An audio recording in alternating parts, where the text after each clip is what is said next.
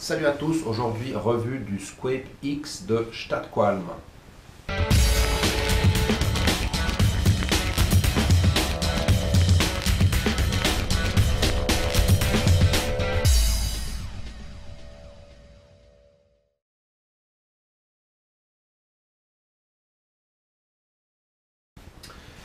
Alors le Squape X, c'est donc le dernier ato de la société suisse Statqualm.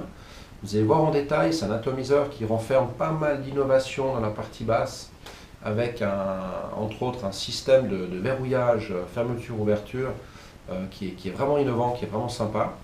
Au-delà de ça, c'est un atomiseur qui fait 22 mm de diamètre pour une hauteur de 54,4 mm sans drip tip.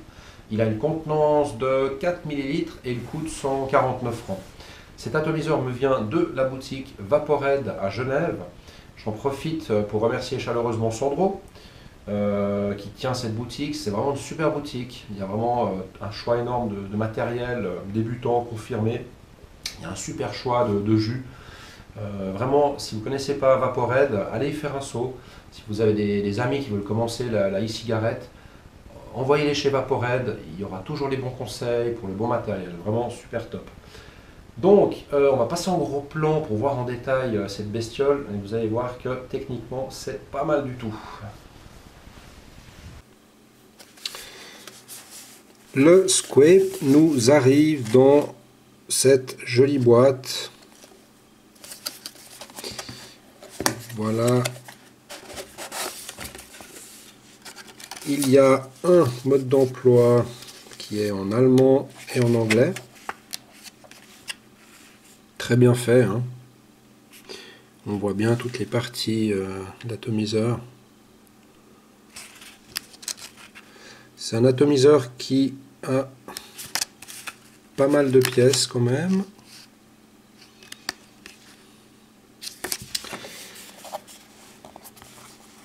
Dans la boîte, on a donc encore une petite notice.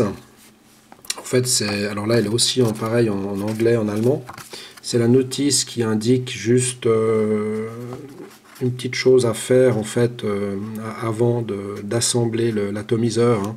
Je vais vous montrer après par rapport à la deuxième pièce là de la chambre. Hein. Voilà. Dans la boîte, on a des joints de rechange, une clé Allen, c'est un diamètre relativement petit. Hein. Notre atomiseur, cette petite pièce, donc je vais vous montrer hein, pour l'assemblage, et puis super cool, un tank Pyrex de rechange. Voilà. On va démonter entièrement l'atomiseur pour voir tout ce qu'il y a dedans. Hein. Alors là, j'ai la base. Donc on voit tout de suite que c'est un système de verrouillage, c'est pas un système à vis. Ici on a notre bague réglable d'airflow.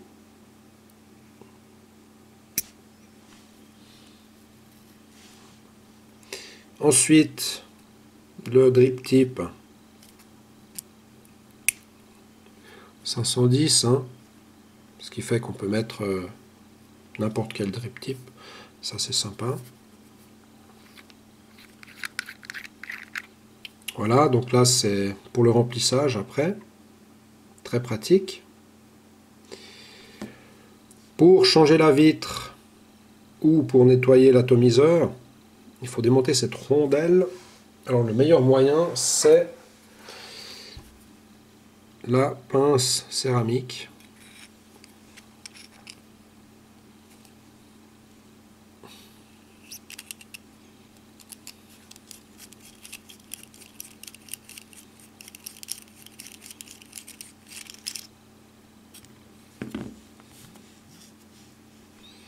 Voilà, donc là on a le joint du fond, le Pyrex, le joint du dessus. Hein. Il n'y a rien d'autre qui se démonte. Maintenant, pour rentrer dans la partie un peu technique, donc là, on voit qu'au fond, il y a 4 trous. D'accord? C'est par là que le liquide va sortir. Ensuite, sur la base, on retrouve nos 4 trous sur cette partie donc en ématal, hein, donc isolante. Donc le liquide va arriver par ces 4 trous et sortir dans les rigoles là, de chaque côté.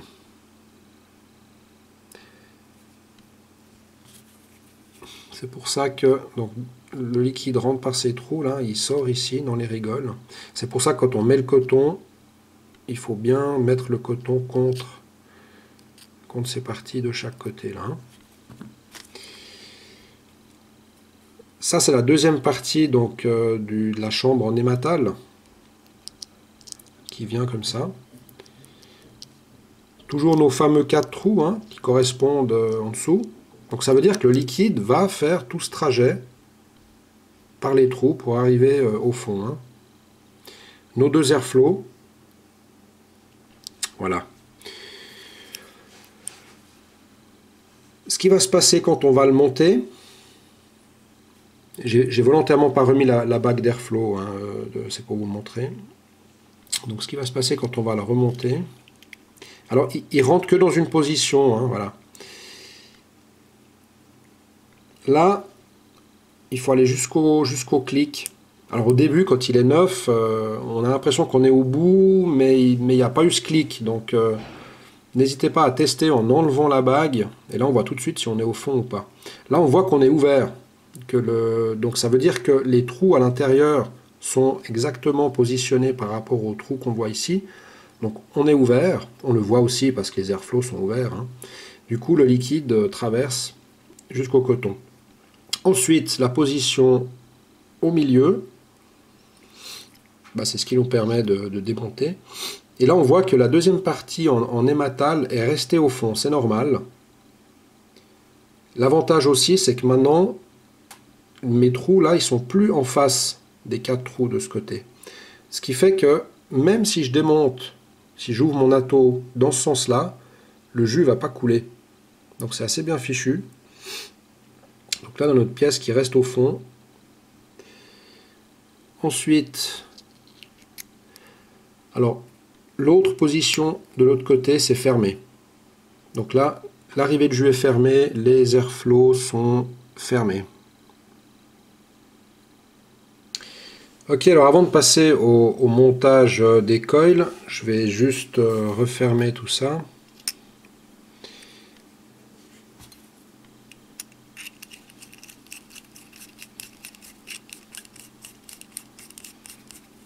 Voilà, on serre comme d'habitude avec le Pyrex, on serre un peu, mais pas trop non plus. Hein. Tac. Voilà. Ok. Une petite chose à savoir aussi, donc la partie de la base de la chambre en ématal, on peut l'enlever aussi. Hein.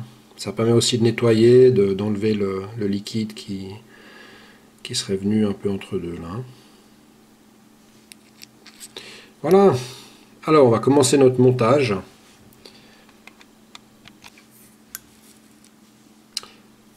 Je vais donc commencer par un montage double coil en Cantal 26 gauge, donc en 0,4, 6 tours en 2,5 mm. 6 tours et demi. Hein.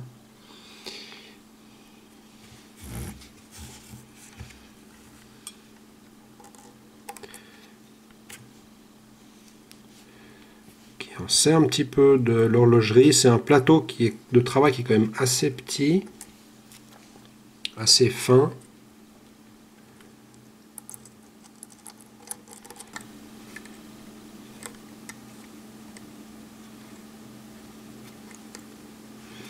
Alors, on veillera à les pousser un maximum contre l'intérieur, histoire qu'ils ne touchent pas les airflows. Hein.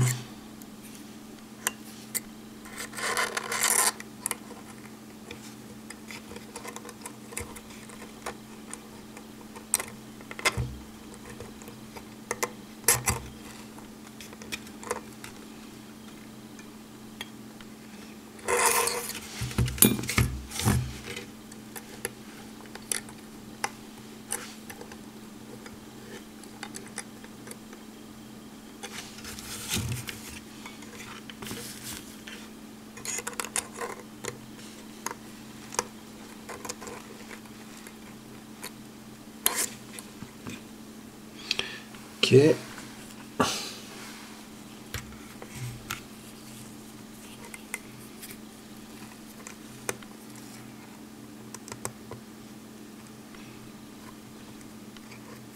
C'est des petites vis, c'est assez délicat.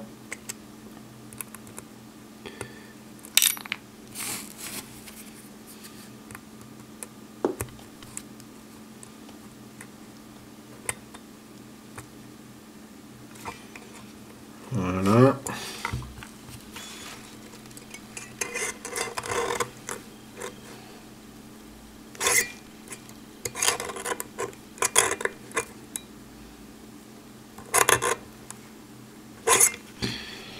Ok, ensuite on coupe le cantal qui dépasse.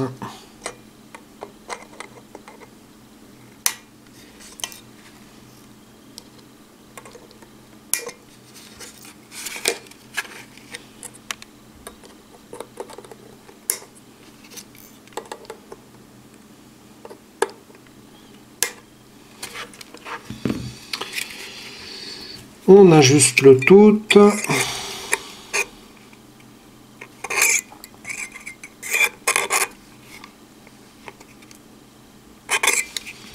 Alors idéalement, on les met, moi je les mets à ras donc des plots. Hein. On va voir. Alors au niveau des ohms, on a 0,36, donc ça c'est bon. On va faire chauffer ça pour voir comment ça réagit.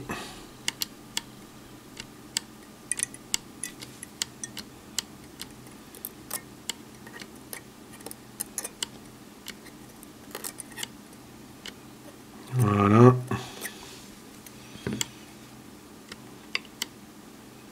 Ça chauffe bien de l'intérieur vers l'extérieur. En même temps, ça a l'air pas mal. On donne peut-être un petit coup de serrage pour être sûr que c'est bien serré. Voilà. Ok, donc là on va pouvoir mettre le coton. Donc là j'ai pris du coton bacon V2, moi j'aime toujours bien bosser avec ça. Tac.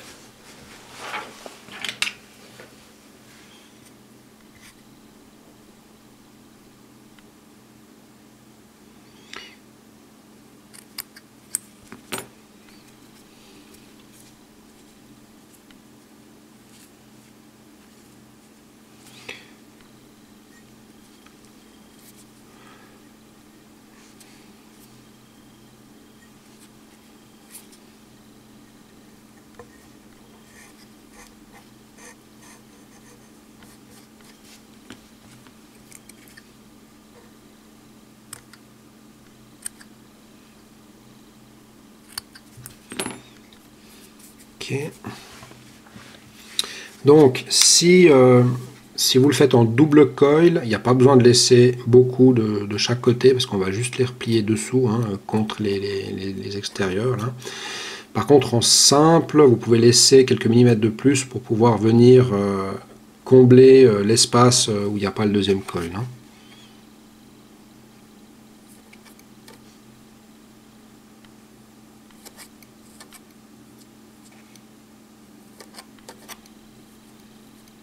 Donc c'est important de bien venir mettre le coton et puis il faut surtout pas qu'il dépasse parce que quand on va fermer après sinon il va être pris en sandwich là.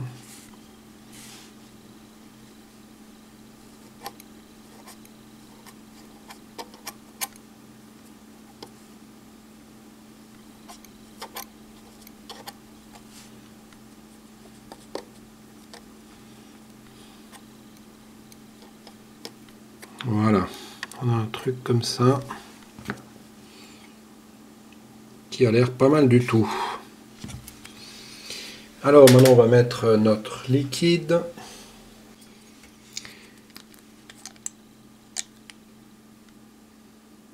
Alors mettez quand même bien du liquide, imbibez quand même bien le coton.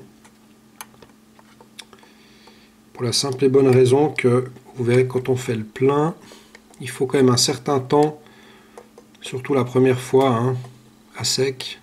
Quand on fait le plein la première fois, pour que le liquide traverse les trous et arrive jusqu'au coton. Donc c'est important de bien déjà humecter le coton au début, histoire qu'au premier taf, on ne se prenne pas un dry hit après 3-4 tafs. Ok, alors... Ok, ça a l'air tip top. Voilà, maintenant que le coton est bien humecté, on va juste encore vérifier qu'il ne dépasse pas, histoire de ne pas le prendre en sandwich une fois qu'on va fermer. Ok, maintenant il n'y a plus qu'à refermer notre atomiseur.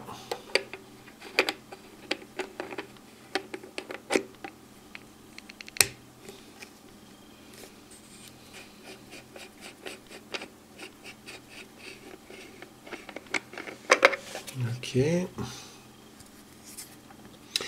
Là, il est ouvert, hein, on le voit bien, les airflows sont ouverts, donc ça veut dire qu'il est ouvert.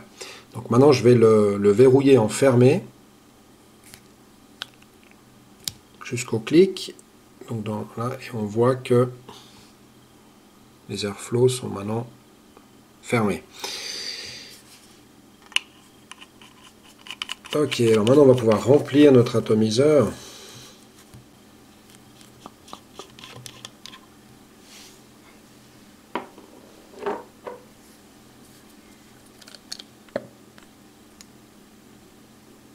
Alors très facile à remplir, hein, aucun souci. On peut y aller franco, les trous sont assez grands, même pour les pipettes les plus récalcitrantes.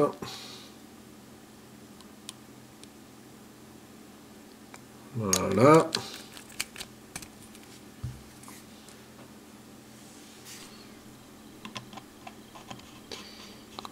On ferme.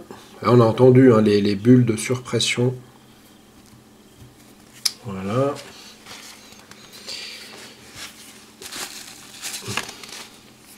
Maintenant, on va le déverrouiller, c'est-à-dire le mettre en position ouverte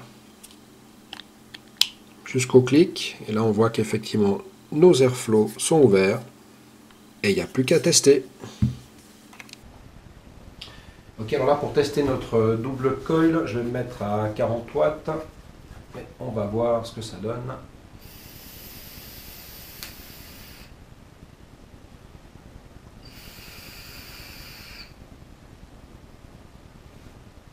Ça marche très bien.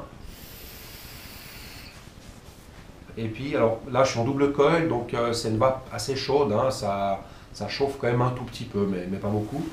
Je vais vite vous montrer un montage que j'avais fait donc en single coil latéral sur du Clapton. Alors ici, j'ai fait un montage avec un simple coil Clapton, déjà tout fait, hein. Donc on a bien mis le coton de telle sorte qu'il remplisse bien toute la cuve. Quand on fait des coils un petit peu plus gros, faites bien gaffe d'essayer de garder un maximum d'espace ici entre le bord et le coil. Vu que les airflows viendront à cette hauteur, si on met le coil, si le coil vient trop près des airflows, on risque d'avoir de légères fuites, hein. Donc bien se gaffer à ça. Ça c'est une config qui marche très bien, très bonne vape, hein, assez intense quand même.